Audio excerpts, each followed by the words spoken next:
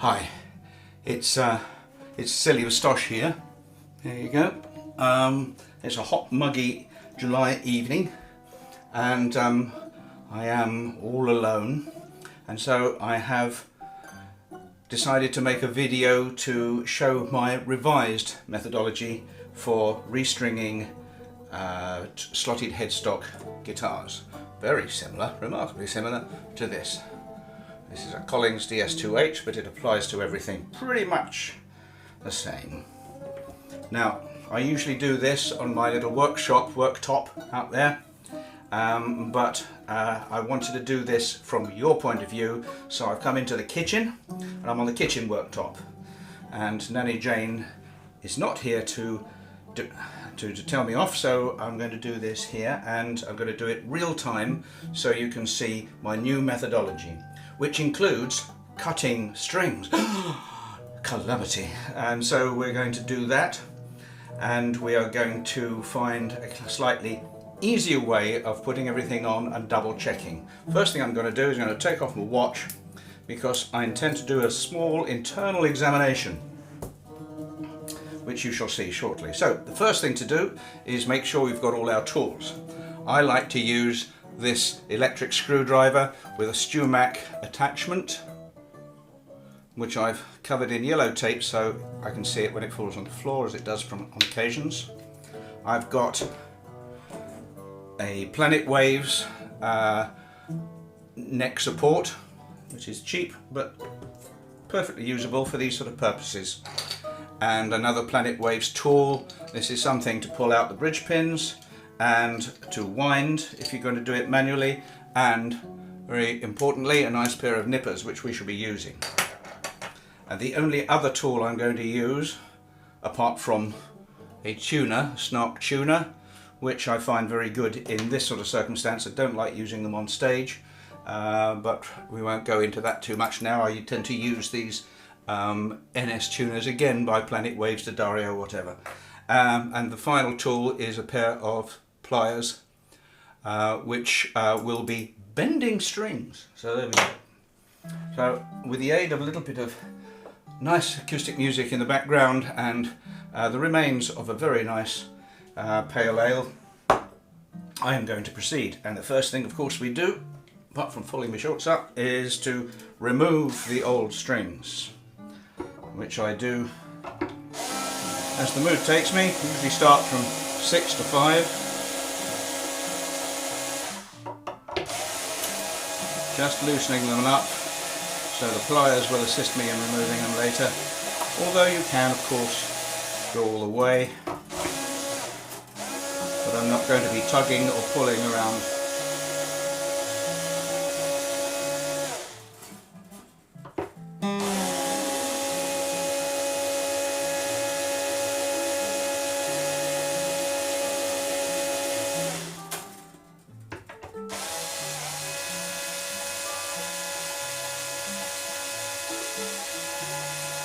The B string and the E string are always the fussiest, of course.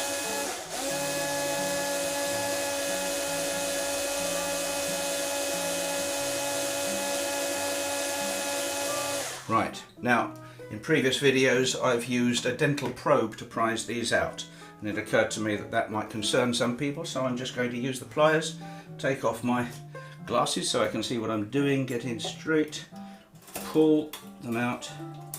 One string, 2 strings, G string, here she goes, just dying to be relieved. And this one is the D string, out and back in again. There we go. And the A string. Okay, I'm actually taking a little bit of caution to make sure that these are not going to scratch the headstock. Although, of course, as guitars get old and many strings go off and on, things like that do happen. Now I'm going to use this Planet Waves tool to remove the pins. Now I have a little tiny glass jar which I keep on the desk just to keep things like this, to save them rolling around, getting stuck under the guitar and marking it, going under your feet, getting eaten by the cat, whatever. We now have no bridge pins and 6 removed guitar strings. Wind them up cautiously and gently. I'm being watched intently by the cat. I'm going to put those out of the way. At this point, I would generally clean the guitar firstly with a damp cloth, and then with my own choice of polish. I'm not going to advertise polishes. I don't use a guitar polish. I use an antique furniture polish, which works very well and very, very slightly oils the fretboard. But that can be contentious. So I'm not going to do that, but I will just brush some of the dust here. I would normally do this much more thoroughly with the kitchen cloth if my wife's not around, but I don't know where it is at the moment, so never mind, we'll continue now. So it's now time to put strings on. I'm going to start with the outside and move inwards, and there is a reason for this. So bass E, the 6th string. I'm going to use my finger style, my picking thumbnail, and I'm going to bend that like that. I hope you can see that. Okay, and that will give me an angle to push in. This is a guitar without slotted pins, so it's slotted into the bridge. Now I'm going to go to the A string. Again, the same sort of kink. We all have our kinks, don't we? I'll put that in there. D and G. This part, when I'm winding the strings on, I do like to do them in a particular order, which I shall demonstrate later. But this part, this is again a revolutionary new change to my methodology. It doesn't matter because none of these strings are going to go under tension as yet. And then, oh, a G string would be helpful, wouldn't it? G string, same kink.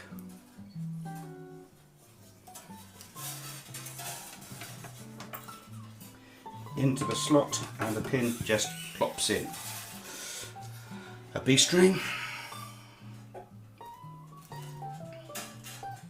Same thing, just at the end of the winding, really. That'll do.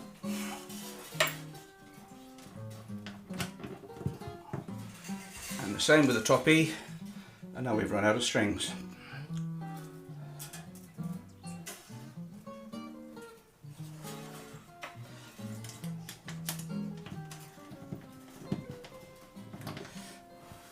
Now, we have this lovely little waft of strings here.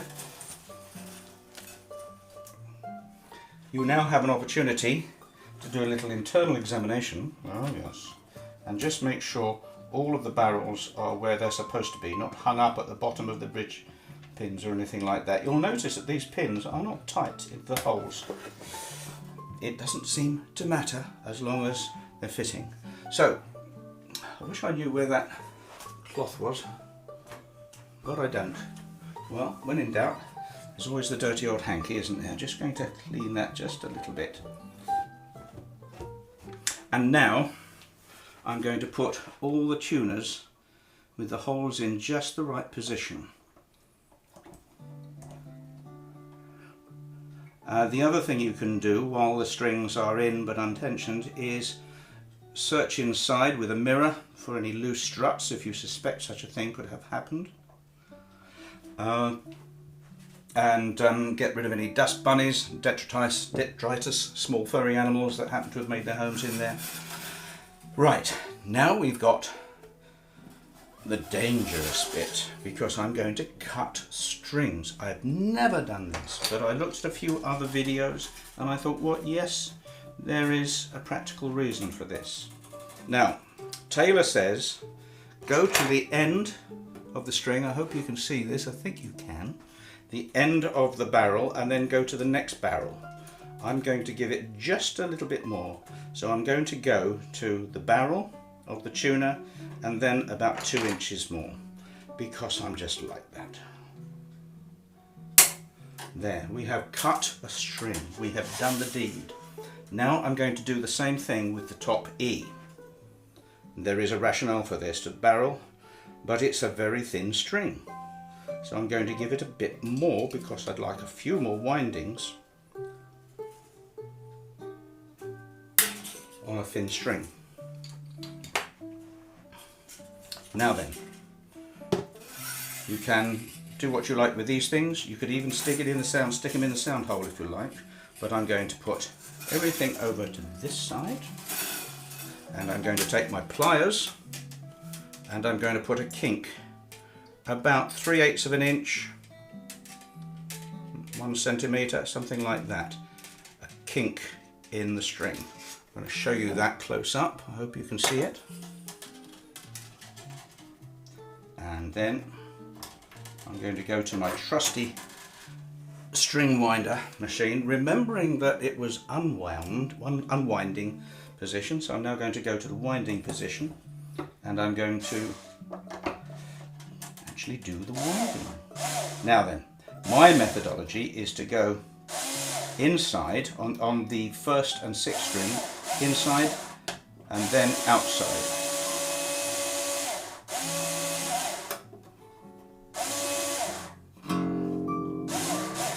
Just put tension on it, doesn't need a lot. And then we flap everything over to this side, take the top E, which we have cut. So this is the order. Now I'm going to put that little kink in this one, about 3/8 of an inch, about a centimetre, something like that. I'm going to thread that through into the little hole. I'm just going to hold it firmly like that and just put tension on this one. Again, first loop on the inside and then following loops on the outside.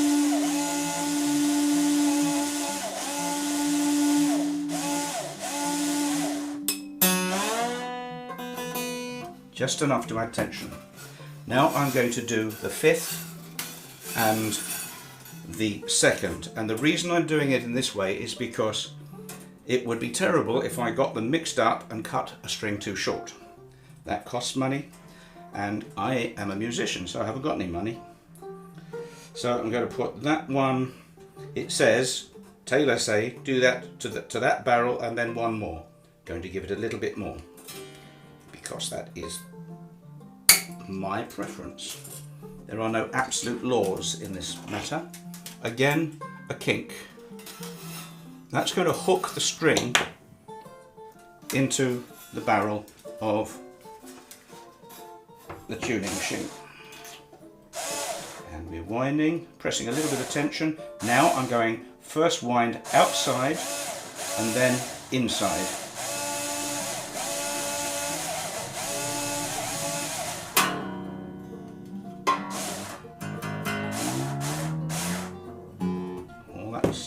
And then I'm going to look at the B string and I'm going to do the same. Again, I want to give this a fair bit of spare wind because it's a thin string, thin unwound string, and I like to see a few reassuring winds on it.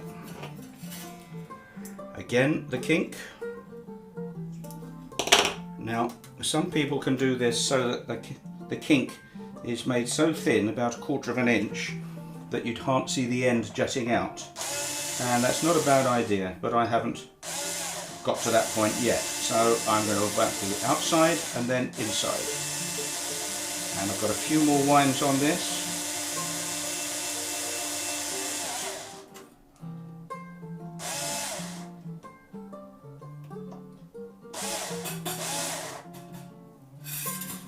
Let's get these out of the way. So get them right out of the way, but don't bend the string, of course. That'll do. Last 2 sets, we'll do the G. So over to the winder and then on about, what's that, about 2.5 inches. still won't look like a lot of winding on the barrel. It's not crucial because once the string is gripped, it's gripped. Oops. About 3/8 of an inch and into the slot. This is very nerve-wracking because if I make a mistake now, not only do I look a fool on this video, which means I can't use it, and I've lost a decent string, but we're going on all right.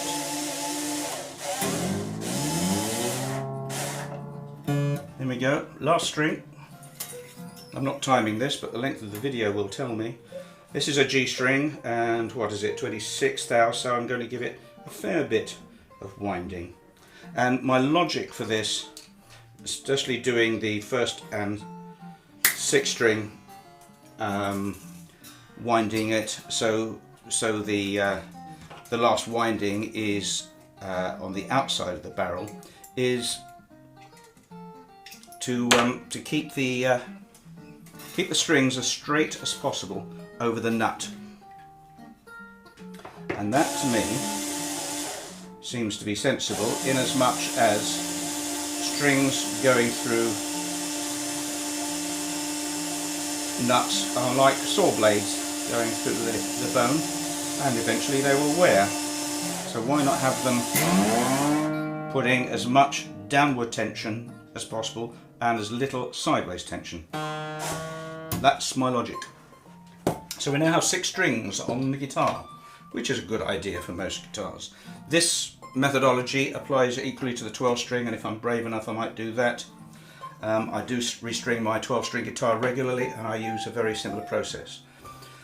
On goes the Snock tuner.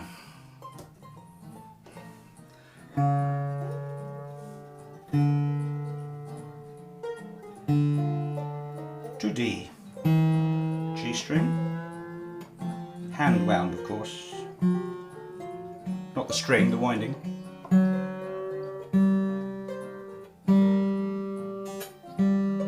Now always just go back and have a look, make sure the bridge pins aren't slowly going up or ready to release the string into your face or something like that. A string.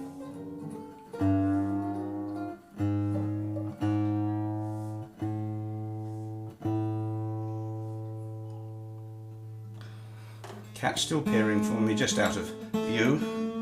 You can't understand why I'm in the kitchen and not giving it food.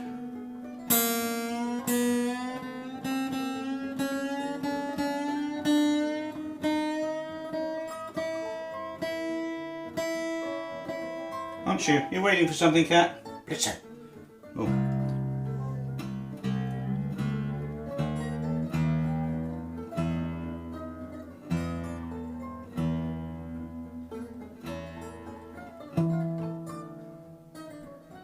Right. Perfectly in tune, not. But here's another thing. String stretching. What I used to do is I used to put strings on, leave it for 24 hours, then go up, go back, tune it up, and it would be okay. But I'm going to do string stretching because that means I could theoretically go on stage and play this right away. So each string, give it a good tug. Don't have to do that, but it can be fun.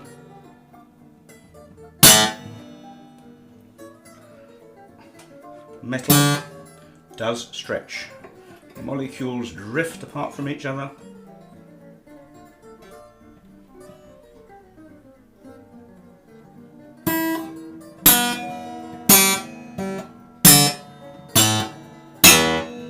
Puts the cat's ears back. Right.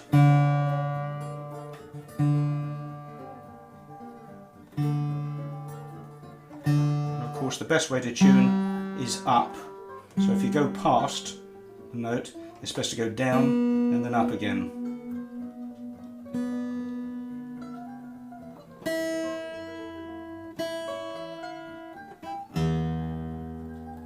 Oh. We're about 5 cents flat from before we stretch them.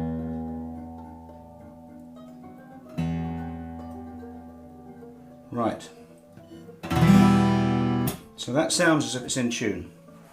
I don't take this on stage but each of my guitars has one of these little mini tuners which I think are excellent, as long as you've got a good ready supply of CR2032 batteries.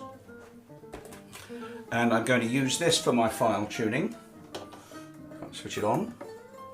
Can you see me? Yeah. And I'm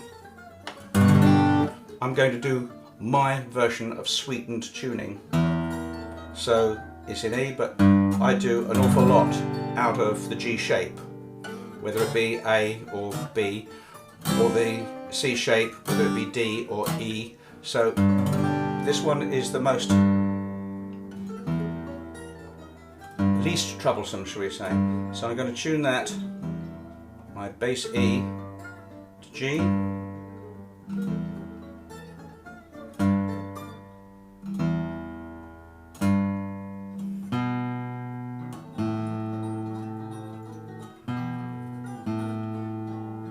and of course, having done this and done the stretching, put nice new strings on it, we know that this guitar will be perfectly in tune until the first 4 bars of the first song you do. It's just the way it is.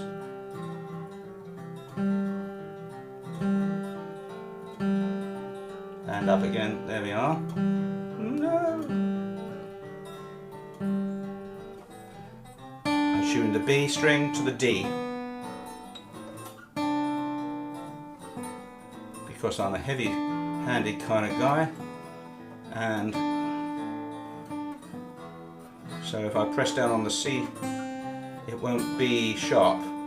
And a sharp C in a C chord is not fun, is it?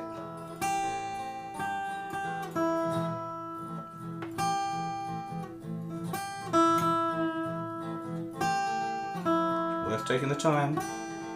We tune because we care and all those sort of silly expressions.